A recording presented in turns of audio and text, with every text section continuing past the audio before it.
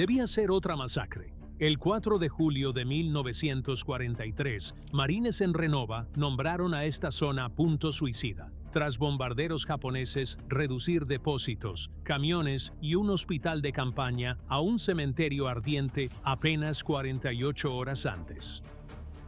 El soldado Evans disparó su cañón de 90 milímetros, viendo a los bombarderos enemigos huir. Ahora, el radar zumba de nuevo. Se ven 16 bombarderos Betty de Rabaul. Y cada hombre en la playa sabe que no habrá un segundo milagro si acaso fallan.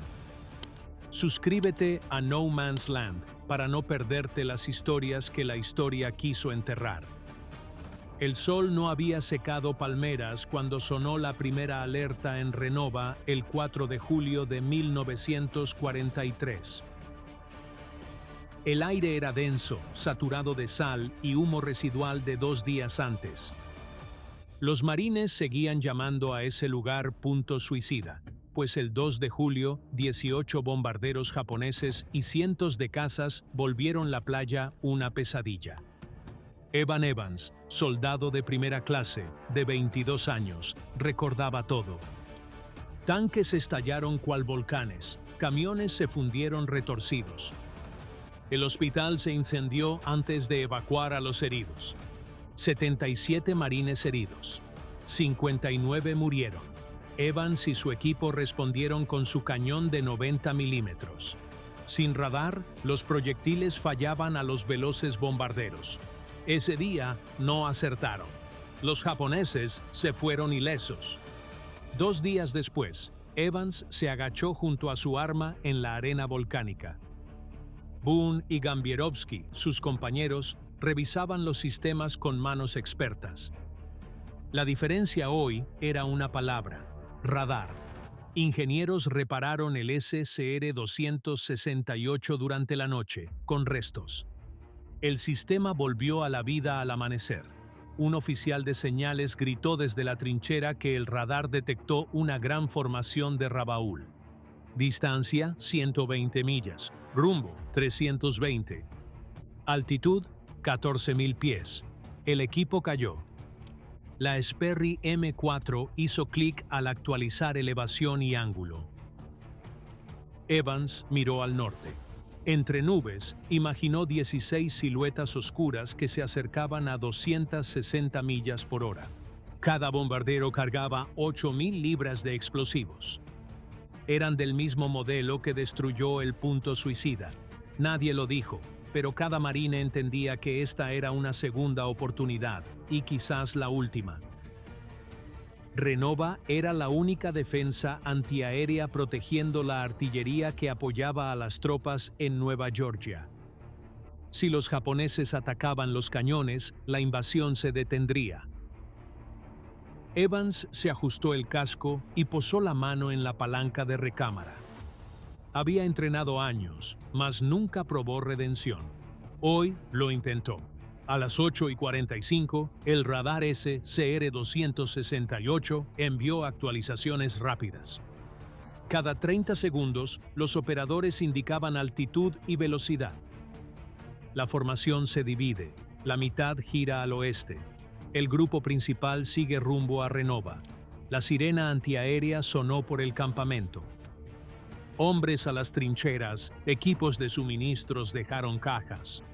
Mecánicos se deslizaron bajo los camiones. La isla, salvo en los pozos, pasó del movimiento al silencio total en un instante. Evans y su equipo, erguidos tras su M1 de 90 milímetros. No se ocultaban. Los antiaéreos no buscaron refugio. Su labor era quedarse y disparar hasta que el enemigo se retirara o ellos cayeran. El cañón de 9 toneladas lanzaba proyectiles de 24 libras a casi 3.000 pies por segundo. En el entrenamiento, Evans cargaba y disparaba cada 3 segundos, mas los bombarderos nunca se le echaron encima. Boone estaba listo en el lado de carga. Gambierovsky ajustaba las espoletas. El ajustador de espoletas permitía ajustes de detonación de medio segundo. A 10.000 pies, los proyectiles tardaban 18 segundos en llegar a la altura. Si explotaban antes o después, aunque fuera por un segundo, la ráfaga erraría por cientos de metros. A las 9 a.m., los bombarderos Betty estaban a 14 millas. La tripulación los veía con binoculares, oscuras cruces contra el cielo. Las puertas de sus bodegas de bombas ya se abrían. Evans oyó la primera orden. Batería C, fuego. Los 12 cañones de Renova rugieron a la vez.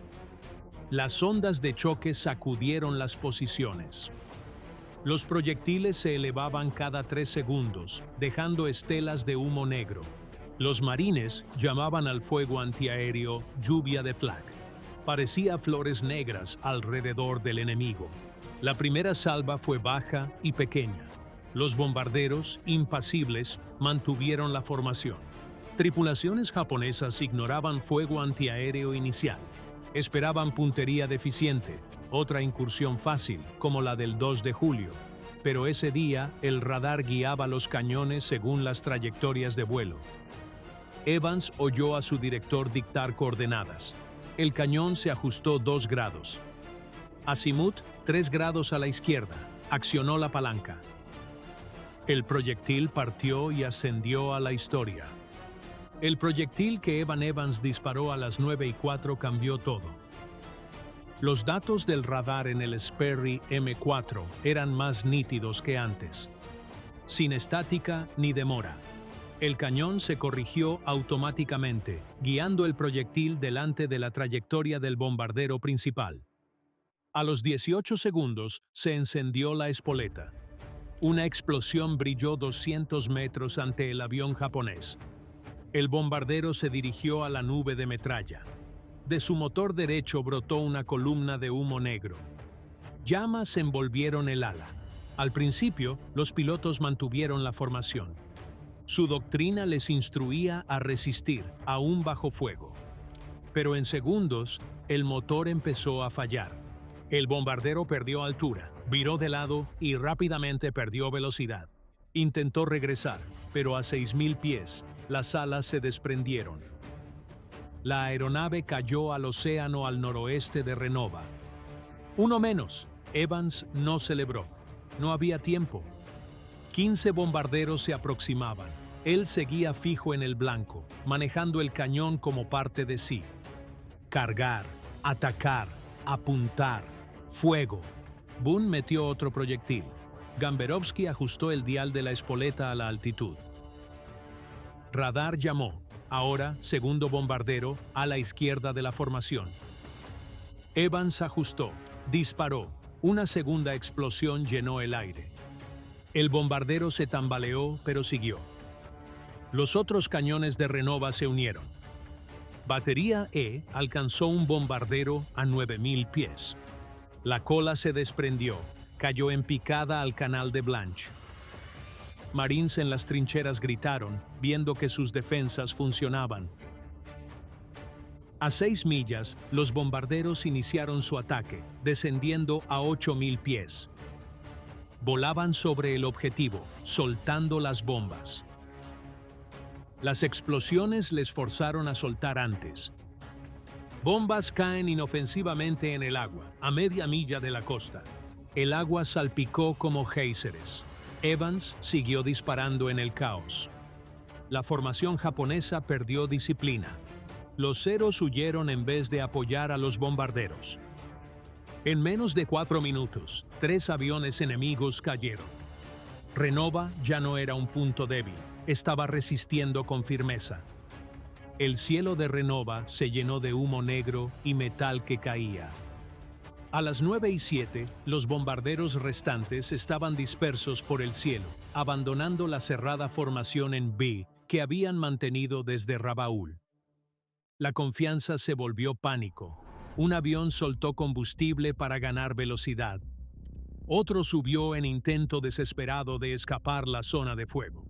Evans lo vio a través de la bruma, trazando una línea clara en las nubes. Pero mayor altitud lo hizo presa fácil para cañones calibrados. El radar se actualizaba cada 30 segundos. El Sperry corregía más rápido que el ojo humano. Evans elevó el cañón, respiró polvo metálico y disparó 2 veces seguidas. El primer disparo pasó por encima, el segundo detonó 50 metros bajo el fuselaje del avión. La onda de conmoción verticalizó casi al bombardero que en espiral se perdió en la jungla de Nueva Georgia. 4. Evans sentía el calor del cañón. Sus manos temblaron, pero la memoria muscular actuó. Cargar, apuntar, fuego. Se repetía como un latido. Ya no oía las órdenes por el ruido de las explosiones. Solo interpretaba las señales de su equipo y seguía el ritmo mecánico. En la isla, los otros 11 cañones de 90 milímetros coordinaban su fuego con el radar. Los marines esperaban un 2% de aciertos antiaéreos. Lo que pasó ahora desafió todo manual de entrenamiento. Los proyectiles, tan cerca de los bombarderos, los hacían desaparecer en olas de flak. Otros 2 aviones japoneses empezaron a soltar humo. A uno le faltaba la mitad de la cola. Entró en barrena y se estrelló segundos después en el océano. Con 7 minutos restantes de la ventana, los bombarderos se dividieron al sur y oeste. Ya no atacaban, huían, pero los cañones de Renova tenían la energía y posición para darles.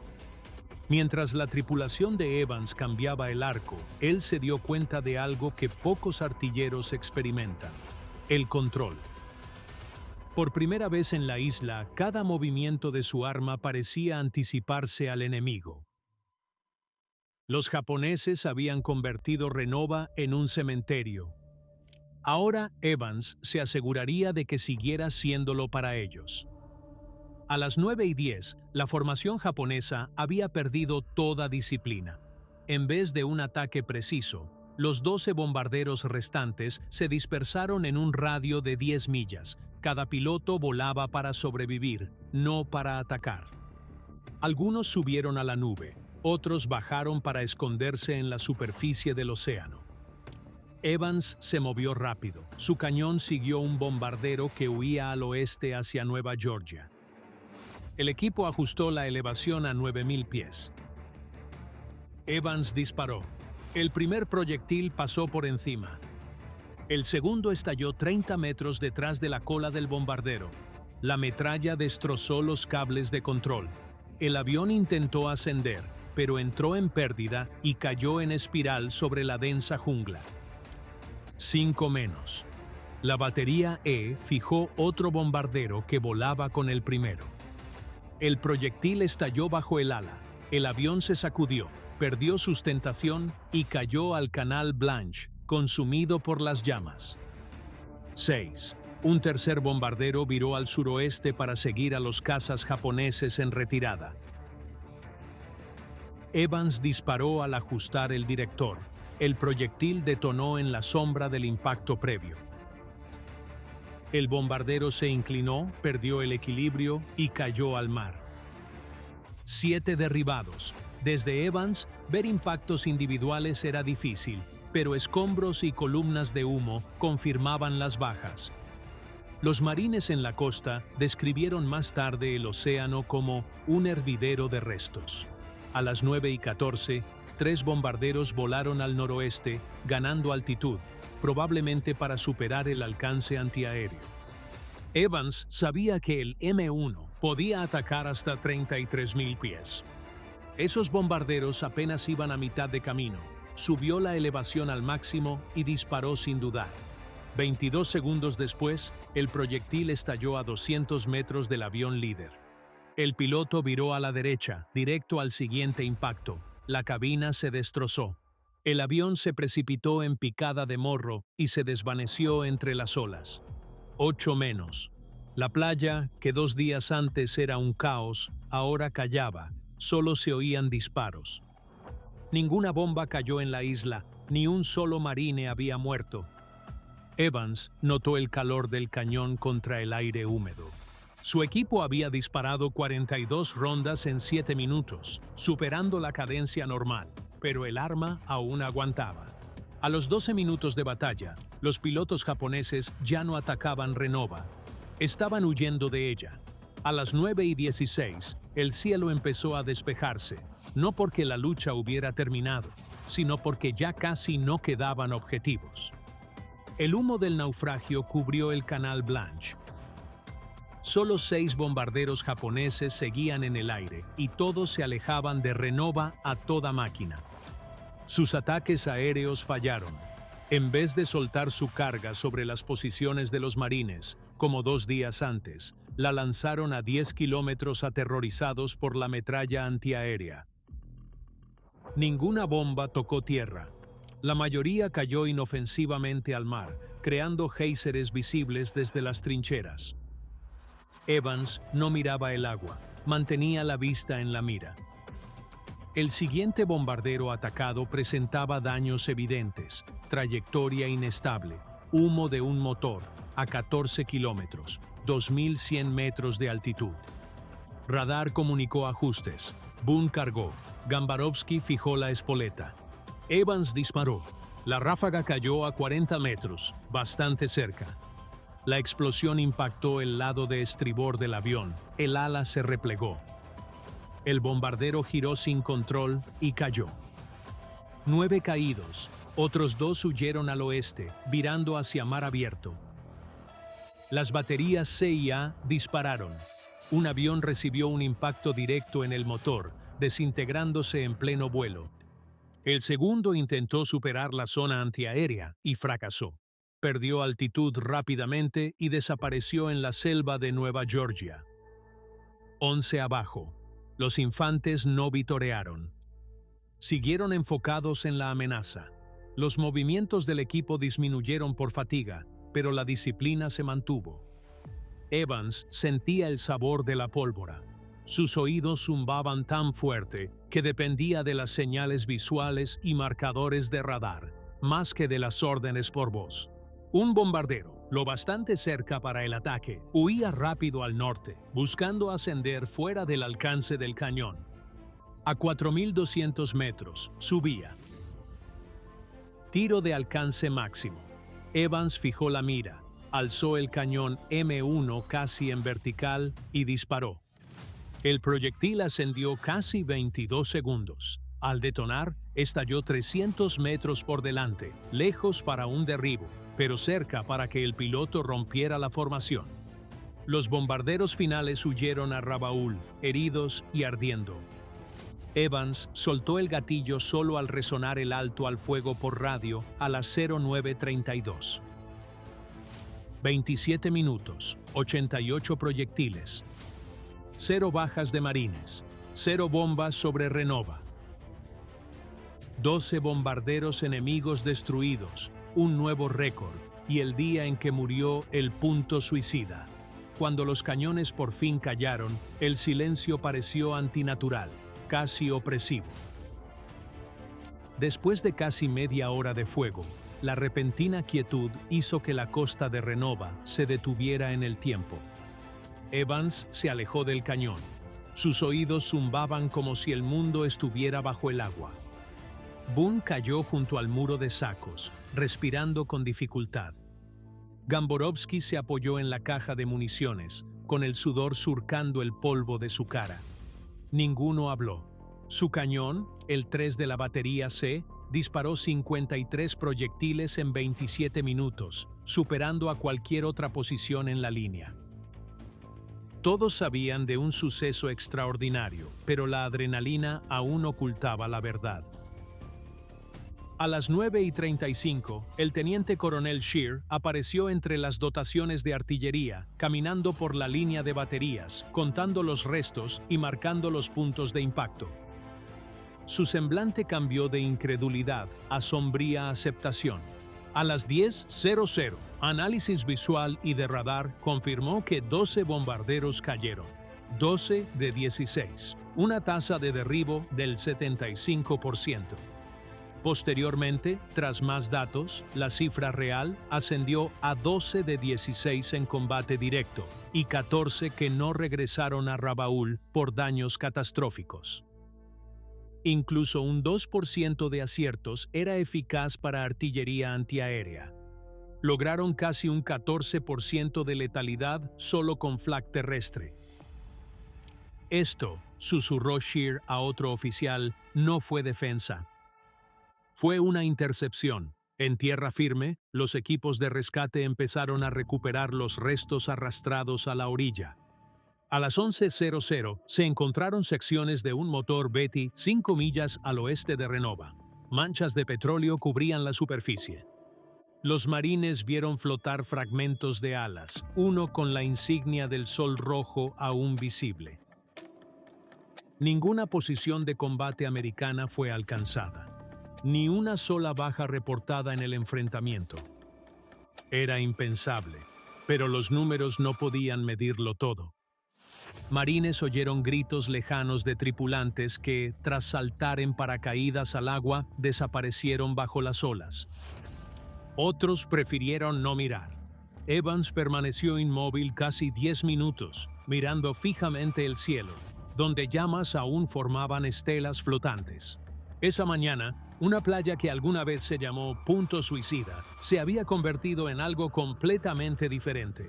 Un punto de inflexión en la guerra aérea y un lugar al que Japón nunca más volaría de día.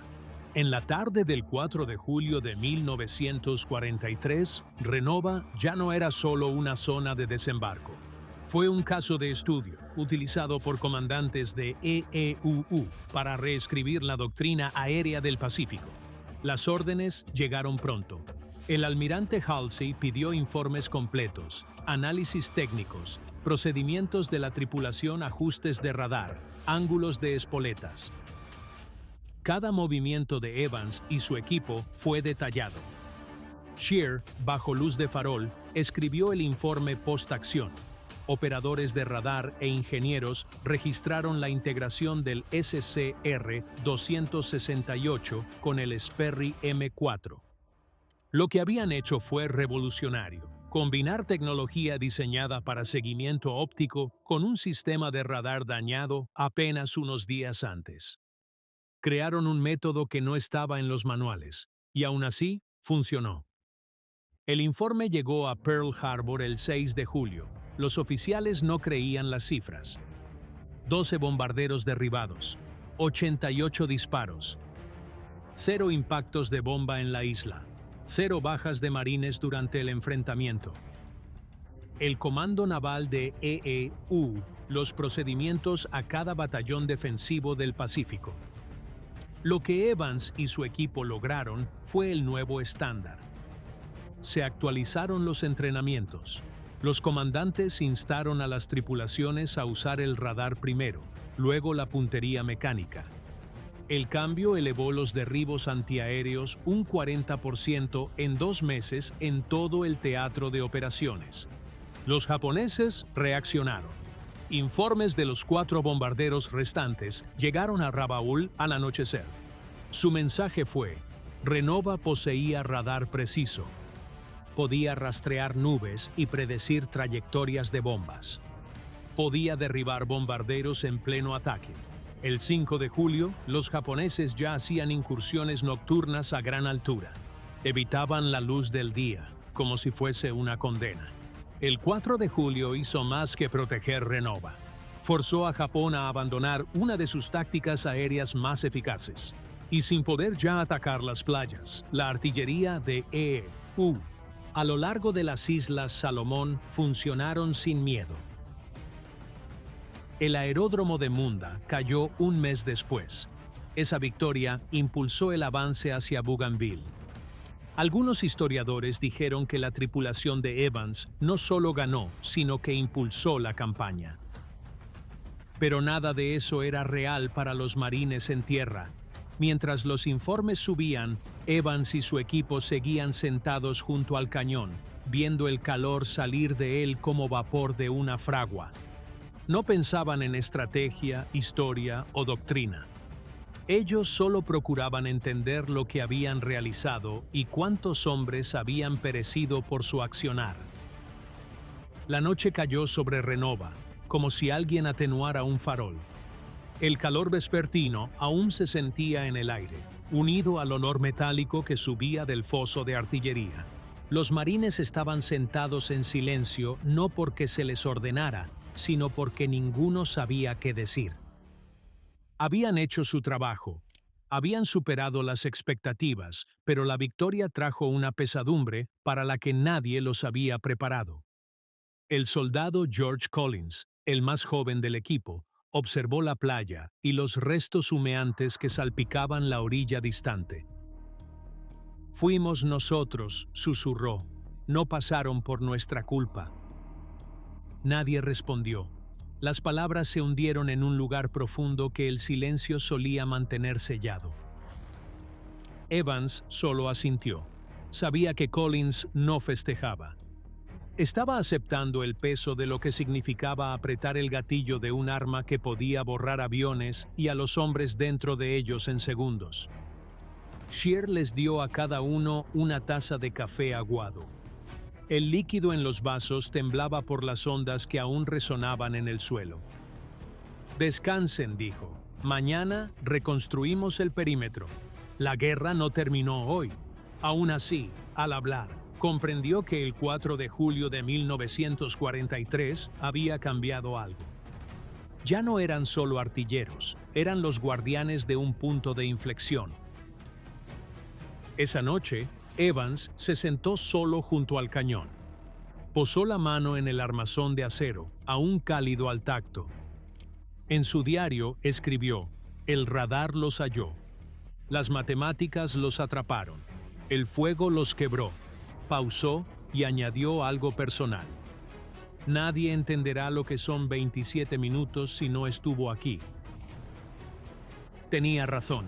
Al llegar los informes al alto mando, el combate se redujo a cifras.